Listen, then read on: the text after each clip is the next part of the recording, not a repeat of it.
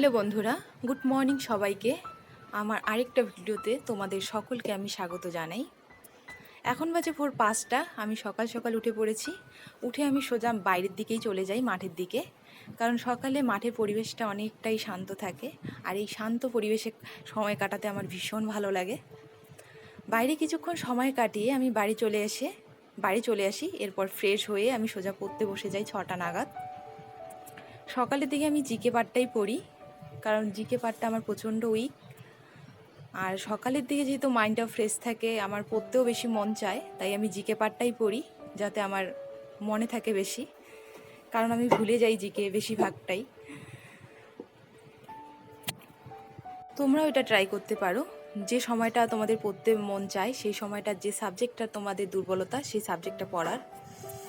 আমি আজকে পড়ছিলাম জীবনবিজ্ঞান থেকে, কোষ ও কোষের গঠন চ্যাপ্টার থেকে। এই সাবজেক্টটা আমি এই চ্যাপ্টারটা আগেও পড়েছি, আর একবার রিভিশন দিয়ে নিচ্ছি। এখন বাজে বেলা 3টা। আমি অঙ্ক করব এখন। সকালে পড়ার পর আমার মাঝখানে পড়া হয়ে ওঠেনি, কারণ বাইরে অনেক কাজ ছিল। সেই কাজ করতেই অনেকটা সময় কেটে যায়, তাই একদম আমি স্নান খাওয়া দাওয়া করে অঙ্ক করতে বসে যাই। আমি সাধারণত সুবিদ্যার স্যারের এই ম্যাথ বই থেকেই ম্যাথ করার চেষ্টা করি। তাছাড়াও আমি চ্যাপ্টার ওয়াইজ মক টেস্টগুলো দিই টেক্সট বুক থেকে। এর বাইরে আমি ম্যাথ করি না সাধারণত। আমি চেষ্টা করি এই অঙ্কগুলোই বারবার প্র্যাকটিস করার, কারণ ম্যাথ আমাদের এমনই একটা সাবজেক্ট, আমরা যত প্র্যাকটিসে রাখবো তত আমাদের তাড়াতাড়ি হবে। আজকে আমি চক্রবৃদ্ধি সুদ চ্যাপ্টার থেকে করছি। এই চ্যাপ্টারটা একটু আমার প্রবলেম হয় বেশি, তাই এই চ্যাপ্টারটা আমি আজকে কমপ্লিট করব।